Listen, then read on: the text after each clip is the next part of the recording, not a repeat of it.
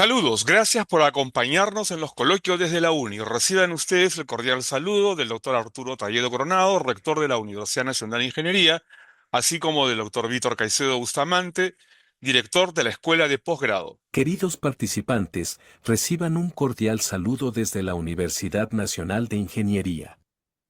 Nos complace darles la bienvenida a los coloquios organizados por nuestra Escuela de Posgrado, una iniciativa que busca brindar a los profesionales, especialmente a los educadores, actualizaciones sobre los últimos desarrollos tecnológicos. Bienvenidos sean todos. Bienvenidos, y quienes habla Guillermo Ruiz Guevara, a cargo de los coloquios desde la UNI, intercambiando experiencias, indagando permanentemente sobre la evolución de la tecnología, las tecnologías emergentes, y poniendo a disposición de la comunidad de la universidad y de quienes nos siguen desde los coloquios desde la UNI, información relacionada a estos adelantos, tanto para el sistema educativo como por igual para el sistema productivo. Y el día de hoy con un tema que se convertirá rápidamente, seguro, en parte integral de los currículos de formación de profesionales, no solamente de ingenieros, y también en la demanda del campo productivo, teniendo en cuenta que la tecnología cuántica en muchos países ya tiene especialidades específicas, tanto de pregrado como de posgrado. Incluso hay ya la carrera de biología cuántica, por ejemplo. Hay ya maestrías en materia de tecnología cuántica, mucha investigación sobre la materia y un recorrido que con seguridad va a ser mucho más rápido que aquel que trajo a la tecnología digital y las microcomputadoras allá por inicios de los años 80, ¿no? Y en 45 años ha creado cambios sustantivos y muchos de quienes estamos hoy en el ámbito universitario y hemos sido estudiantes de aulas analógicas, hemos visto llegar la tecnología digital y ahora pues nos preparamos para un nuevo salto hacia la transformación cuántica. Algo que ya es un componente anunciado de lo que será la quinta revolución industrial. Estamos a escasos 5 años que se inicie intensamente dicha época, tal como los autores en general coinciden. Y en efecto, este tema de la tecnología cuántica ya está presente. Muchos de los equipos que utilizamos tienen que ver con el desarrollo de esta tecnología y lo vamos a ver el día de hoy. Entonces, empecemos a revisar este tema desde sus orígenes. Y casualmente, estamos a 125 años del momento en que se descubrió la constante fundamental que lleva el nombre de esta tecnología que se utiliza para calcular la energía de un fotón, de la energía de un fotón. Eh, Fue Max Planck. No ha sido el único, por cierto, vamos a citar varios nombres, pero este científico, en su momento, cuando descubre la onda de luz, su estructura, y pone al descubierto que no se trata de una forma continua, sino de pequeñas cantidades secuenciadas a las cuales él denominó cuantos. Y de allí deriva la denominación de cuántico, ¿no? Los cuantos, decía en ese momento. Y así quedó. Así quedó esta denominación que tiene que ver con la emisión de la energía y el calor de la misma. Bueno, veamos, sumerjámonos en este mundo, pero antes recordar que después de Max Planck llegó Albert Einstein, quien descubrió el efecto fotoeléctrico, luego llegó Niels Bohr, que contribuyó con el modelo atómico, Werner Heisenberg, la mecánica matricial, incertidumbre, Erwin Schrödinger, la ecuación de onda, Max Born, la interpretación probabilística, Wolfgang Pauli, el principio de exclusión, Paul Dirac, la relatividad cuántica, y todos ellos sentaron las bases teóricas. Y ahora encontramos que Alan Aspect, John Clauser y Anton Zeilinger fueron pioneros en experimentos de entrelazamiento cuántico, el enlazamiento, el entrelazamiento cuántico, que es una de las propiedades, la superposición y el enlazamiento son cualidades, parte de la naturaleza de la cuántica. Veamos más. ¿Cómo es que esto tiene que ver con la medición de la energía? Vamos a ver. Ocurre que Max Planck, que también descubrió la ley de la radiación electromagnética, ¿no?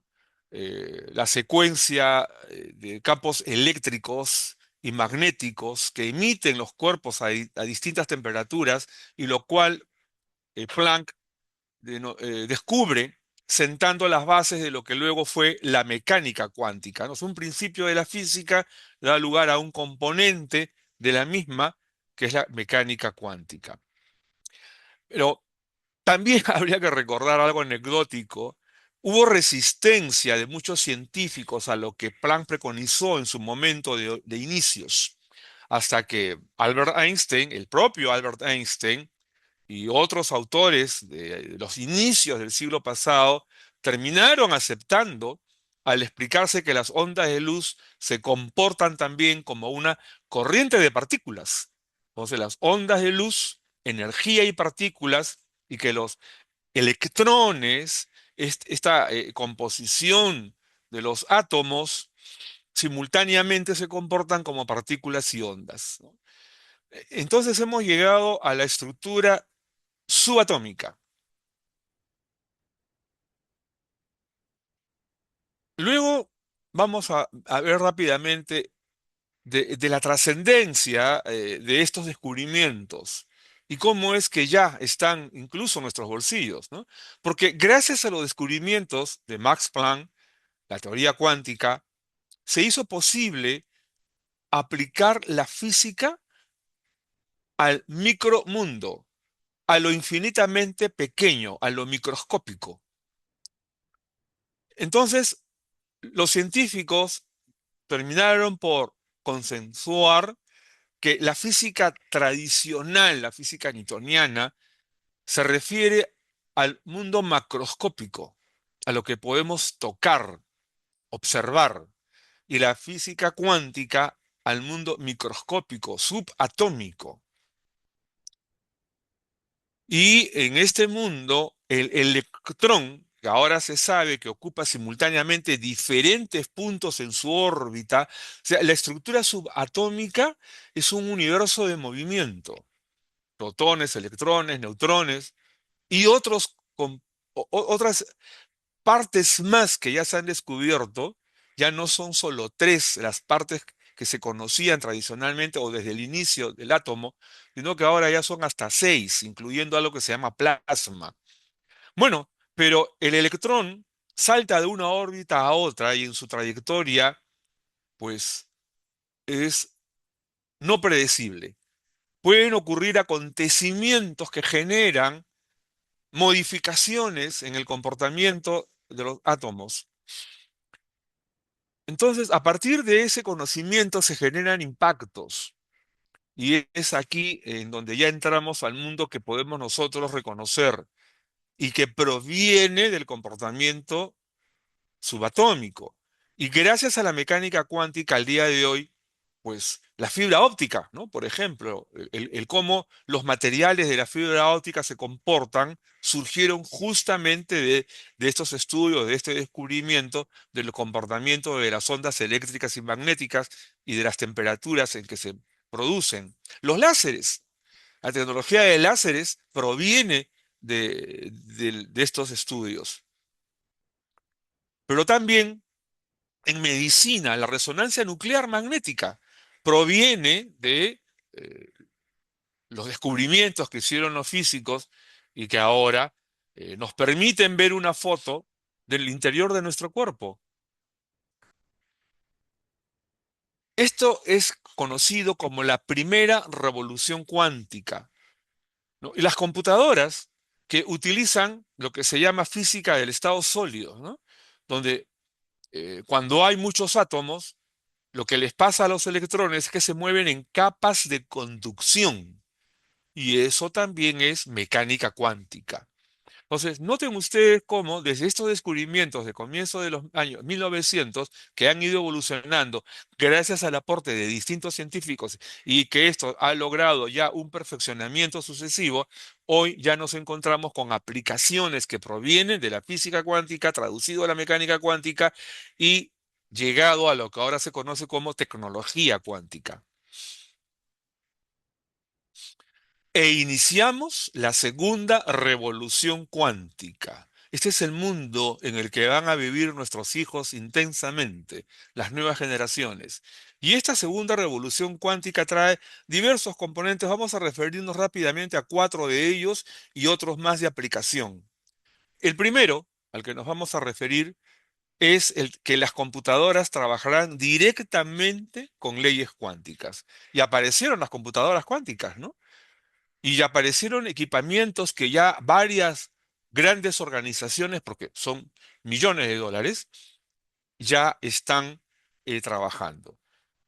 Propuestas desde empresas como Google, Amazon, IBM, que están trabajando con grandes equipamientos que se miden en qubits, ya no se miden en bits o bytes, que era la combinación binaria. En la combinación cuántica es qubits. Y las leyes cuánticas, ahora absorbidas por estas grandes computadoras que trabajan también a grandes temperaturas, y hay todo un trabajo de tratamiento de la energía para modificar esas altas temperaturas y reducir los costos. Es un proceso que va a tomar un tiempo todavía, pero en el cual se están haciendo avances muy rápidos. Tanto así que ya existen microcomputadoras con procesadores cuánticos que trabajan en 2 qubits, en 3 qubits. Ya se anunciaron mayores composiciones y estas computadoras ya están en muchas universidades del planeta. Computadoras de tecnología cuántica con procesadores de 3 qubits o 2 qubits y que su velocidad de procesamiento es exponencialmente superior a la de tecnología digital. Un segundo componente al que podemos referirnos de esta segunda revolución cuántica, lo vemos ahora, es el que se refiere a la comunicación cuántica, ¿no? El tratamiento de algoritmos que dan lugar a lo que se llama ahora criptografía y una comunicación segura cuántica. Se anuncia que tendremos ahora sistemas mucho más seguros, seguramente más complicados de ser hackeados. O recordemos que sigue siendo código, solo que tratado a velocidades exponencialmente superiores a las velocidades de la tecnología digital, pero igual se va a poder establecer gracias a lo que se llaman las capas de composición de redes neurales, códigos tan complejos que nos van a proveer de seguridad. Por eso es que ahora se habla de una comunicación cuántica. Esto ya está prototipeado, ya está experimentándose y veremos resultados seguramente en muy poco tiempo. Y tenemos en el ámbito siempre de la segunda revolución cuántica un tercer caso que queremos presentarles, la simulación cuántica, que permite indagar sobre el comportamiento de los materiales. Ustedes habrán escuchado sobre el bombardeo de partículas, ¿no? Hay equipamiento que se dedica a esto y en la semana que terminó se divulgó la noticia que en equipamiento de bombardeo de partículas se convirtió el plomo en oro. Eso ya se hizo recién. Esta es una noticia nueva. Esto es algo que ha sorprendido a la comunidad científica y una realidad extraordinaria. Claro, producir oro a partir del plomo es extraordinariamente caro todavía, ¿no? Pero los alquimistas estarían felices con lo que ya la tecnología ha dado lugar ahora, ¿no? Un cuarto componente que queremos mencionar siempre en el ámbito de la segunda revolución cuántica que ya se inició es este otro tema, el de los sensores cuánticos, que permitirán mediciones de alta precisión. Sensores, por ejemplo, para controlar las vibraciones del ala de un avión. Mediciones de campos magnéticos increíblemente microscópicos. Esto que también ya está en los laboratorios aplicándose y que ya hay resultados conocidos extraordinarios, va a dar lugar a una revolución en el ámbito de la sensórica y en breve vamos a tener nuevos componentes, algunos de los cuales mencionaremos en los próximos slides. En este ámbito, veamos algunas de las aplicaciones de la segunda revolución cuántica, por ejemplo, en medicina. Y es que las áreas que en el ámbito de la medicina van a tener una mayor prevalencia, seguramente, es el de la computación cuántica aplicada en la química y en la bioquímica. Ya existe la biología cuántica y esta hace uso de principios de química y bioquímica, pero en tratamientos que se hacen en procesadores cuánticos y en equipamientos como los láseres que ahora ya están disponibles, composiciones electromagnéticas que hace 30 o 40 años todavía se consideraban ciencia ficción. Y esto da lugar al estudio de componentes, incluso en los organismos, a partir de la producción de estos componentes bioquímicos y que permiten el estudio de proteínas y otros componentes. Y claro, no faltaba más. ¿Qué va a ocurrir con la inteligencia artificial cuando corra en procesadores cuánticos? Si con los procesadores digitales tenemos lo que ya muchos de ustedes seguramente han ejercitado, imagínense la velocidad y el volumen de procesamiento cuando estén ya diseminadas las computadoras cuánticas en los escritorios de la mayoría de oficinas. Se va a crear una inteligencia artificial mucho más potente de lo que ahora conocemos. Y el gran debate sobre la utilización de la inteligencia artificial va a pasar a estadios todavía mucho más complejos de los que ahora se están discutiendo. La computación cuántica anuncia procesadores van a superar miles de veces a la computadora digital más potente disponible ahora.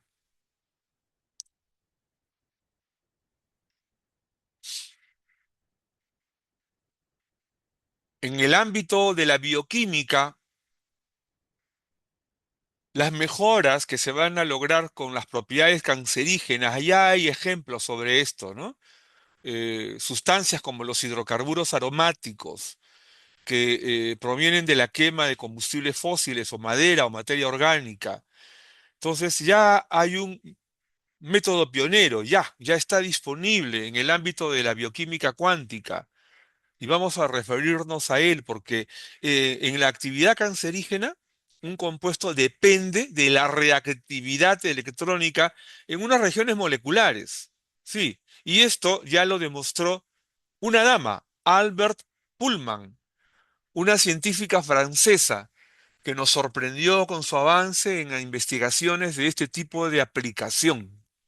Y esto ha dado lugar también a toda una revolución en el ámbito de la bioquímica soportada en estudios de los quantum y de las características subatómicas de la energía, ¿no? Y de la materia en general y del comportamiento de ciertos cuerpos, ¿no? Y su reactividad electrónica y su composición nuclear. Esto está avanzando en laboratorios altamente especializados, con velocidad se va a diseminar y con velocidad va a llegar también en no mucho tiempo a los laboratorios de nuestro continente. Entonces creo que es un buen momento de llevar esto al mundo que nos interesa en el ámbito educativo y productivo. Hablemos del pensamiento vibracional. Hoy día ya conocemos que la composición subatómica del ser humano da lugar a entender que nosotros somos seres de energía, seres de luz y seres vibracionales. Esto, por cierto, está siendo utilizado por algunas personas para vender algo de humo. Seamos muy cuidadosos. Lo que en la realidad ya se reconoce como pensamiento vibracional, pues por ahora es eso. Hay más teoría que práctica, todavía hay mucho que investigar, pero lo cierto es que la actividad eléctrica y los microvoltios que produce el cerebro desde su estructura subatómica nos han dado como insumo para estructurar esto que se llama pensamiento vibracional y que por ahora tiene como anclaje el razonamiento cuántico. Es la secuencia de lo que Piaget nos enseñó desde el pensamiento transductivo, ¿no? Hablamos también del pensamiento intuitivo, ¿no? El transductivo, el inductivo, el deductivo. Luego Fester agregó el pensamiento sistémico y Morin agregó el pensamiento recursivo y finalmente el complejo, ¿no? Y ahora ya estamos pasando a un nuevo estadio que se llama el pensamiento vibracional que estructura, un modo de pensar, un modo de actividad eléctrica o bioeléctrica del cerebro que surge desde su composición subatómica. Así que preparémonos al mundo que se avecina en el espacio del conocimiento de nuestro propio organismo para reconocer mejor cómo estimular o impactar esas vibraciones, con las vibraciones que estimulan la vibración que surge de la actividad eléctrica del cerebro. Este es un espacio muy nuevo. Quizás en 10 o 15 años ya tendremos conclusiones prácticas o dependerá que las facultades de educación o los laboratorios se dediquen a investigar. Hay quienes ya lo están haciendo y pronto, quizás en menos tiempo del imaginado, tendremos ya propuestas estructuradas respecto al ámbito educacional y al estímulo del cerebro. Lo que ya está claro es que los educadores y en general la sociedad y todos los agentes educativos educamos cerebros, creamos actitudes, creamos aptitudes que impactan en la estructura eléctrica, en la estructura vibracional de cada individuo y del colectivo de individuos. Y por eso la manipulación de masas ahora ya se entiende mejor, ¿no? Entonces, este asunto del pensamiento vibracional que está por ahora en el ámbito de las propuestas teóricas es materia de estudio y de debate en el escenario académico y en muchos laboratorios, y preparémonos porque los cambios que se avecinan y seguramente las nuevas generaciones de maestros tendrán que introducirse en este campo. Y bueno, tendremos que hablar necesariamente del paso del razonamiento digital al razonamiento cuántico, del paso del razonamiento de las composiciones, estructuras basadas en unos y ceros, a las estructuras basadas en muchas posiciones en uno, muchas posiciones en cero y muchas posiciones en el intermedio de uno y cero. Y por lo tanto, de la velocidad con la cual habrá que eh, tomar decisiones, ¿no? Y la habilidad del razonamiento cuántico estará orientado casualmente a los espacios de grandes velocidades. Por lo tanto, revisemos un poco lo que aportó el razonamiento digital como capacidad estratégica para usar las tecnologías. Es un asunto. Usar la tecnología para resolver casos, ¿no? Los casos de uso. Bueno, analizar información y transformar procesos. Eso sigue siendo el mundo digital, pero yendo más allá del simple uso de herramientas para integrar el pensamiento lógico y crítico con las capacidades digitales. Eso es lo que dio lugar a lo que se llama también la competencia digital. Y en ese ámbito, entonces, se manifiesta en el pensamiento digital la mentalidad estratégica, el razonamiento automatizado y ahora una inteligencia artificial que deduce y las evaluaciones de habilidades digitales habilitadas en pruebas en línea, ¿no? Entonces, acá hay en este párrafo una expresión de cómo se manifiesta en el pensamiento digital. Y veamos en el tercer párrafo que este concepto que se inicia hacia fines del siglo pasado y que se fue mejorando y ampliando y que dio lugar que autores como George Siemens hablen del colectivismo, ¿no? Eh, Esto es clave en la educación y el mundo laboral para potenciar la resolución de casos y el aprendizaje profundo. Bueno, esto es el aporte del razonamiento digital. Preparémonos para el próximo slide. Porque todo lo conocido ahora tiene un nuevo aporte y un nuevo impacto. Veamos. En el ámbito de lo que se avecina, de lo que está en construcción, de lo que se denominará razonamiento cuántico como anclaje del pensamiento vibracional, estamos hablando de la capacidad multidimensional de usar la tecnología para resolver casos. Ese pensamiento multitasking, ¿no? Analizar grandes volúmenes de información y transformar procesos a nanoescala y yendo más allá del simple uso de herramientas para integrar el pensamiento vibracional con las capacidades cuánticas. Este es el escenario en que vivirán nuestros hijos a partir del 2030 intensamente, ¿ah? Los matices serán dependiendo de cada país, de cada cultura, de la velocidad con que se adopten estos escenarios.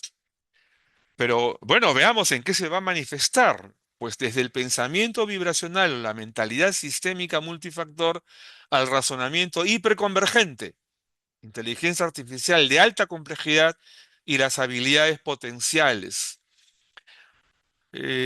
Acá hay algo que quisiéramos insistir, porque en los coloquios desde la uni, desde el comienzo, hemos hablado de habilidades potenciales y no de habilidades blandas, por un asunto de traducción y de uso del idioma.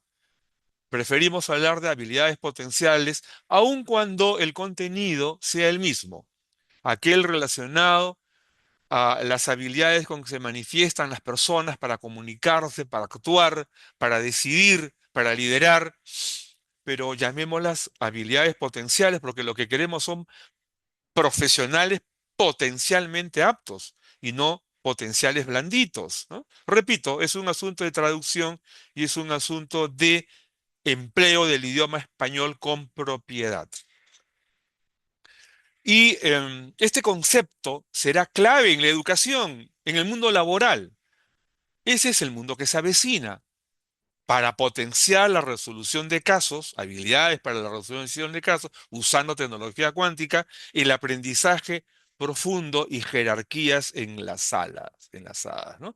Esto de jerarquía enlazadas eh, da razón a George Siemens, que aproximadamente en el año 2010, ¿no? Surge con su teoría del colaboracionismo, ¿no?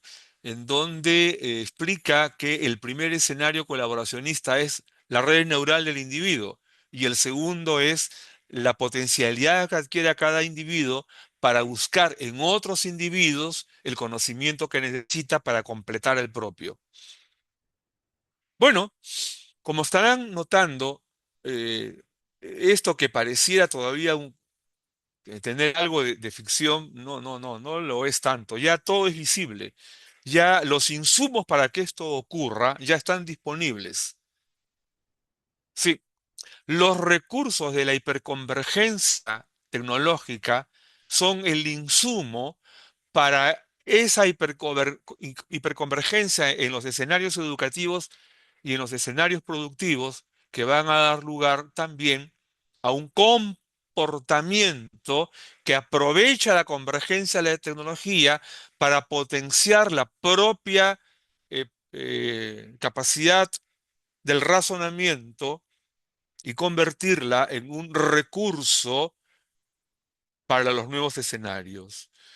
Em, un estudiante en las aulas analógicas se tomaba un tiempo largo para construir una asignación. En la época digital esto se redujo a instantes y más aún con el aprovechamiento de la inteligencia artificial que dio lugar a que los educadores adquieran nuevas estrategias de evaluación con el empleo de tales herramientas. ¿Qué va a ocurrir ahora con el pensamiento cuántico, las computadoras cuánticas, con las computadoras holográficas? Esto va a cambiar potencialmente, pero no debemos actuar reactivamente. No debemos esperar que eso ocurra para recién prepararnos. Tenemos que empezar a dar pasos en esa dirección. Por eso nuestra invocación a las facultades de educación para que ya traten estos temas. Necesitamos formar al nuevo maestro para las nuevas épocas.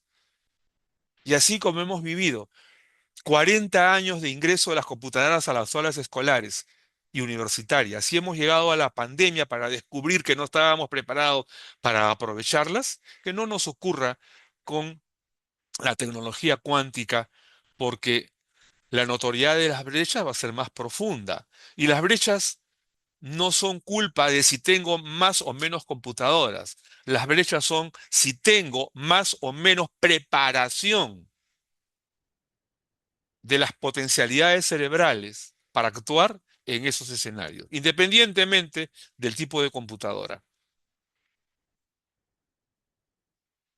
Bueno, hemos llegado ahora a repasar lo que se avecina con el programa del sesquicentenario de la Universidad Nacional de Ingeniería. La universidad se complace en anunciar que son 150 años de fructífera labor académica al servicio de la comunidad nacional, formando ingenieros, arquitectos y científicos que se han insertado en el mundo productivo en posiciones de vanguardia, lo cual nos permite eh, advertir que estamos cada vez más obligados en mantener el prestigio de la universidad y ofrecer a la comunidad nacional cada vez más esfuerzos para asegurar la presencia de profesionales extraordinariamente bien preparados.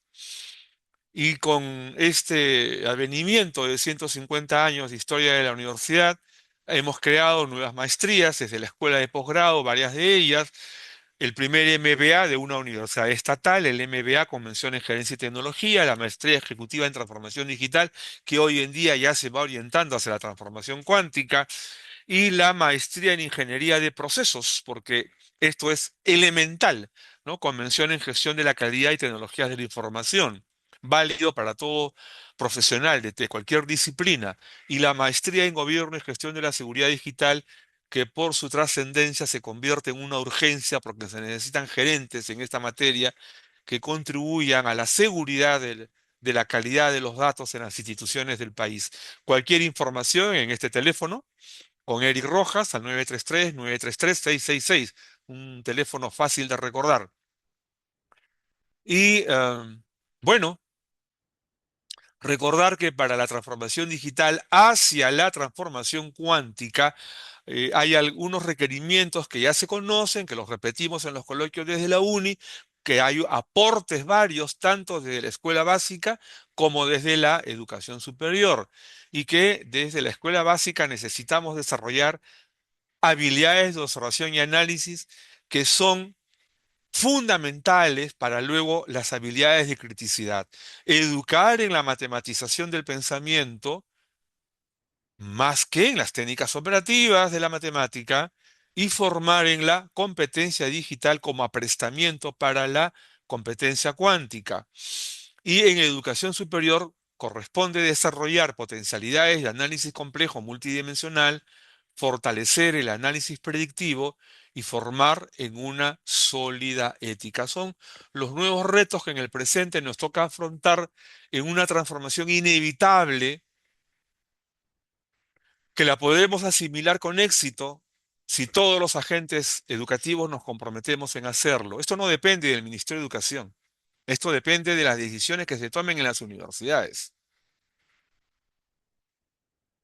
Bueno, recordar que en el ámbito de la tecnología digital actual hay aportes importantes a la gestión educativa, equipamiento cada vez más potente, aplicaciones cada vez más eficientes y eficaces, y una conectividad que igualmente se va incrementando, cada vez es de mayor y de mejor calidad.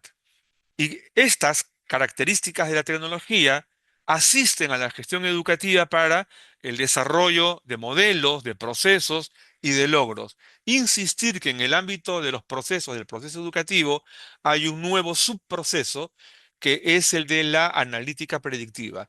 Corresponde a los educadores que en cada promoción le digamos al país, esta promoción servirá por sus cualidades en inteligencia, madurez emocional, conocimientos y capacidad motriz en tanto y cuanto al plan de desarrollo nacional. Eso tenemos que decir los educadores, con las promociones, ya sean de secundaria o de las universidades. Así que todo esto que se llama gestión educativa asistida por la tecnología digital adquiere una nueva dimensión hoy en día y que se da a potenciar con el empleo de la tecnología cuántica en la educación. Repito, esto ya no es teoría. Esto es práctica en su etapa inicial. Quienes estuvimos en la época que aparecieron las primeras microcomputadoras, ¿no? Todavía recuerdo la primera microcomputadora que llegó a aulas de un recinto de formación de maestros, tenía 8 bytes, así, de capacidad de procesamiento y un pequeñísimo dispositivo de almacenamiento. 8 bytes, año 1984. ¿No? Año en el que también ingresaron las primeras microcomputadoras a las aulas escolares y hacia fines del mismo año las primeras microcomputadoras que ingresaban a recintos universitarios. Han pasado 41 años. ¿Cuánto hemos avanzado? 41 años, nada más. Imagínense ustedes que en ese lapso se ha dado el salto ahora a la tecnología cuántica. ¿Cuántos años creen ustedes que demorará en insertarse plenamente? ¿40 años? No, lo dudo. Mucho menos, pero dependerá de los agentes educativos. La velocidad con que se insertó la tecnología digital en el caso peruano dependió de los educadores, no de nadie más. Y por eso hay países que con la misma microcomputadora, con el mismo procesador, con la misma característica técnica, hacen más cosas que profesionales peruanos. La misma computadora. ¿De qué dependió? De la formación, de las potencialidades del razonamiento. Y ahora tendremos que decir de las potencialidades del razonamiento y de las potencialidades de la estructura neural, del pensamiento, de la actividad eléctrica del cerebro. Eso es lo que tenemos que educar, educar cerebros. Bien, muchas gracias por la atención en este nuevo coloquio. Muchas gracias por atendernos en este nuevo tema que va a impactar sustantivamente en las transformaciones que se avecinan y en las cuales muchos de los que estamos ahora aquí en aula vamos a ser testigos. Dejo de compartir para pedirles a todos el encendido de sus eh, cámaras para tomar un recuerdo visible que será colocado en el PowerPoint. Este PowerPoint es de ustedes, ya saben, en el chat, por favor. Dejen sus datos y les enviaremos este PowerPoint. Ahí está el enlace de la asistencia. Les enviaremos también este video y se llama Coloquio desde la Uni porque es un recurso para que ustedes lo dialoguen con sus pares, con los profesionales con los cuales actúan en el día a día, para ir creando corriente de opinión a la gran transformación. Es la corriente de opinión de los profesionales la que habilita las grandes transformaciones. Si nosotros no lo hacemos, los tiempos nos van a devorar. Gracias a don Fernando por encender su cámara y a todos los demás, por favor, 3 segundos para tomar la imagen. 3, 2, 1. Ok, tengo la imagen. Muchas gracias. Muchas gracias por su tiempo, por acompañarnos en los coloquios desde la Uni. Desearles una feliz Navidad. Este es el coloquio 157. Hay 157 videos disponibles sobre distintos temas de tecnología para la educación y la producción. Están disponibles en Internet. Si alguna institución los desea, se los transferimos. Y el próximo año esperamos que nos traiga un escenario de mayor compromiso profesional en el desarrollo de la tecnología y su aprovechamiento para los escenarios en los cuales participamos. Un feliz año, nuevos esfuerzos, nuevos éxitos, nuevas alegrías para el 2026. Nos vemos entonces. Feliz Navidad. Hasta el próximo año. Gracias por acompañarnos.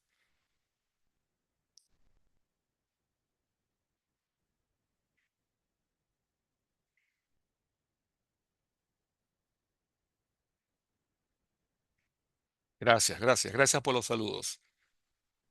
Gracias por las consideraciones también. Vamos a cerrar y nos vemos en el 2026. Gracias.